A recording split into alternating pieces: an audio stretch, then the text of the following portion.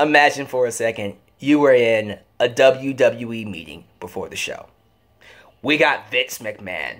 Tonight, we're gonna make history. Not since Andre the Giant and Hulk Hogan have two megastars collided at one time inside the square circle. We're gonna have Roman Reigns meeting up with John Cena. And the best part? The fans have to cheer one of them. I mean, they can't boo both of them. They're either going to cheer the man that ended The Undertaker's career or the man we shoved down their throats for over a decade. Either way, it's a win-win situation. Oh, Vinny, this is Kevin Dunn. Oh, Vinny, this is so wonderful. They'll either cheer the man that's a 16-time Ric Flair time champion, or the man that is our greatest creation. I love you, Vinny. Now imagine him after the show. God damn it, I hate wrestling fans. God damn it, god damn it, god damn it. Who? What's your name? Jeff, you're fired. I'm joking around, but something tells me that's a lot more accurate than I'm giving it credit to be. Hello. Excuse my horrible Vince McMahon impression, although that Kevin Dunn one was pretty good. Welcome to my thoughts on Raw. Honestly, I don't have much to say about the show. I just kind of want to talk about one segment in particular, but let's just go through what happened. Brock Lesnar showed up, still the Universal Champion, and he got beat up by Braun Strowman. And Braun Strowman looked like a freaking badass. And that's going to be the main event of No Mercy. Yes, sir. I am looking forward to that. Braun Strowman versus Brock Lesnar. Ain't that going to be an awesome freaking match? Yeah, man. That's what I'm talking about. I think that's going to be really good. We had the Hardys versus Dean Ambrose and Seth Rollins. Yeah, they gave that match away on free TV. Why not make us pay for it on the network? You know, why not get you some new subscribers? Why not make your network feel a lot more special by saving big-time matches like this for pay-per-views?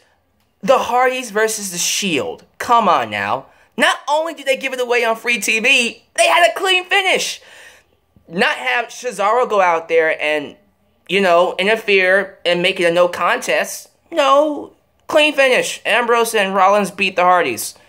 You know, not wait until the Hardys had the broken gimmick to make it more interesting. Nah, you lose. Game over. We're going to do Cesaro and Ambrose and Rollins again. Because we would pay to see that rematch. Dumb. We see Big Cass take on Enzo Amore in a Brooklyn street fight. And yeah, Big Cass got hurt. He fell out of the ring and shattered his knee. He is officially out for an undetermined amount of time.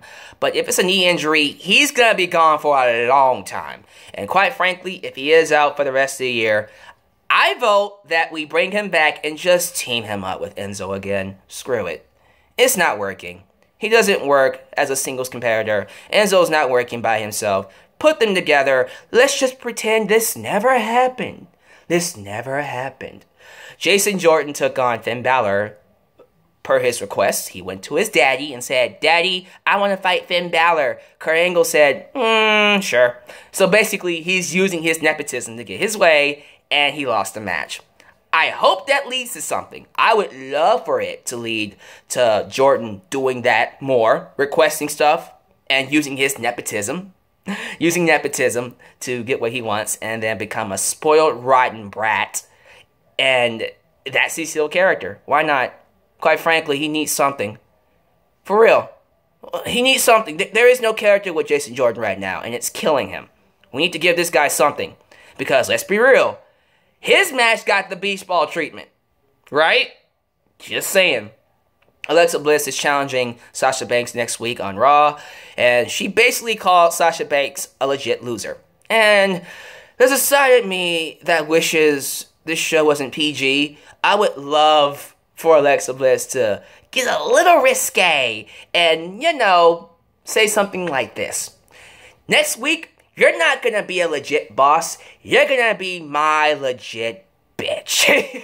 Something like that. That would be great. If she would have said that, that would have been line of the year. But it's PG. I don't know what else happened. I don't care. We got some cruiserweight stuff. Do you care? No. Let's talk about the segment that you are all here to hear me talk about. The main thing about this show. And that was John Cena, Roman Reigns. I know my Vince McMahon impression is horrible. I'm going to stop. But yeah, John Cena came back to Raw tonight because he's a free agent. I don't know if that means he's able to go between Raw and SmackDown. He can go wherever he wants, or this just means he is on Raw. I don't know. I don't care. This draft is terrible now. Who cares? But John Cena's back on Raw, and he called out the one man he's been meaning to meet for a while because they've been fighting over Twitter. Roman Reigns. They get face to face, and Vince McMahon sitting there going, who you gonna boo? That's right, come on. Choose someone to boo. And they chose to boo both. Brooklyn is an awesome crowd. I love Brooklyn. And I love them especially tonight. I love the fact that they chose to boo both of these boys. Seriously. I mean, what did they think was going to happen? When you have two men that you shove down the fans' throats for an extended period of time, why would you expect them to be okay with either one of them? Did they not think that the fans were going to boo them? You both suck! You both suck! You both suck! Why wouldn't they do that? That was hilarious. And I wish I was a fly on the wall wherever Vince was. Was it gorilla position? Is that what he is during the show? I wish I was a fly on the wall in the gorilla position to see Vince McMahon's reaction. God damn it, I hate wrestling fans. But the best part to me, besides the fans, was seeing The Miz come out. And Miz, of course, and rightfully so, being angry that he wrestled in front of 50 people on the pre-show. Nobody was in the arena when he wrestled.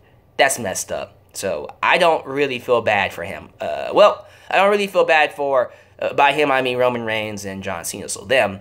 When The Miz decided to rip them both apart and talk about how they get special treatment and how sick he is of seeing both of them get everything and he gets treated like crap. And I'm sorry, this is one of those times where I look at WWE and tell them, you wonder why the heels are cheered.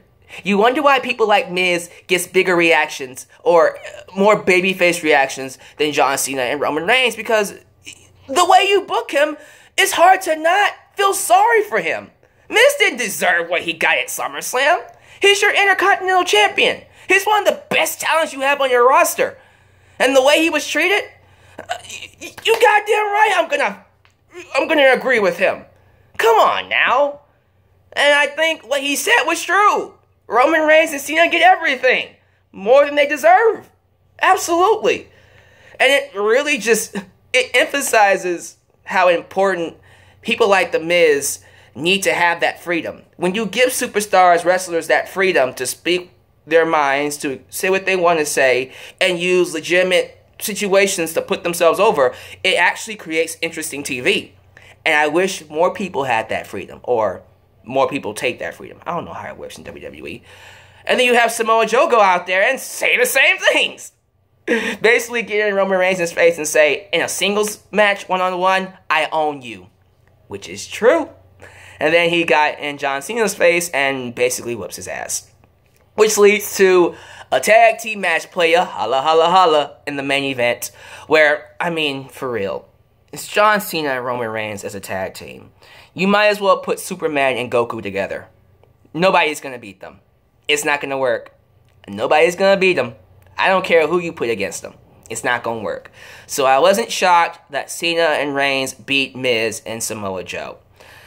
But I guess, based off of what they're doing, they're building up to John Cena versus Roman Reigns at No Mercy. Right? I don't know. Maybe they're saving it for a different pay-per-view. Maybe they're going to do Miz and Reigns, and then Cena and Joe, which... Miz and Reigns. But Cena and Joe, let's go. Let's go right now. I would love to see that match. But why would you do that match at No Mercy? Why would you do Reigns and Cena at No Mercy? What the hell? Whatever. I'm not working with WWE. It's their show. So whatever match you do, I don't care. I'm just talking about Reigns and Cena. Conceptually, it would be interesting to see, in front of the right crowd, who would get cheered more. Personally, if I had to choose between John Cena and Roman Reigns, I'm going to go with John Cena. I have grown to like Cena. I don't love him. I'm not going to buy his t-shirt. But I've grown to like him. Especially during these last 2 years, when he's had some of the best matches of his career. During that U.S. Championship Challenge run, he was doing some great things, man. Putting over talent. He's doing great stuff with Shinsuke Nakamura. Doing great stuff with everybody that he's faced, man. He's in the role that Chris Jericho was in 2010, putting people over, which I appreciate. I love that. Unless you're Baron Corbin. Sorry, I had to say that. But that's who I would go for. I'm not really ready to get behind Roman Reigns. I don't hate him as much either, especially since they've actually given him an interesting character, which is basically a guy who isn't a heel or he isn't a face. He is this impenetrable big man that sweats nothing. He doesn't care. He has a smug look on his face. I like it. You know, it's a tweener-ish kind of persona. And I think that works for him right now. So I don't hate Roman Reigns. I don't hate Cena. But I'm not going to get behind Reigns if he fights John Cena. That's for sure. So that's who I'm picking. I know some of you are just going to go, well, I don't want to pick either one of them. I want to boo both of them. Man, that actually might happen. If they do this match at No Mercy, they actually might end up facing a problem where the fans boo both of them, but I don't think they care. WWE doesn't care if you cheer or boo either one of them. They just want a reaction. Oh my god, they're actually reacting to this match. What they don't want is for you guys to stand up and just turn their backs to the match and not react at all. Which, by the way, if you did that, you're going to have to give me credit. Like, if anybody actually does that during a match, you better give me some royalties on this. But this is what they don't want. If you do this to them, they're gonna freak out. Now, if there's a match to ever do that to, just saying, I don't think fans are gonna do that. I don't think anybody would really pass up a Roman Reigns and John Cena match. Really, come on now. Think about this for a minute. These are two well-experienced, great workers. Whether you like their characters or not, I understand they're really good inside the ring. So a match between those two, I can see being really good. But we'll see. We'll see what happens if they do have it at No Mercy, or they'll save it for a different pay-per-view like Royal Rumble or Survivor Series, and this is just their first time meeting, whatever. But as for Raw, it almost put me to sleep. I'll be real with you. It wasn't terrible. It wasn't great. It was just a show. Some things I liked.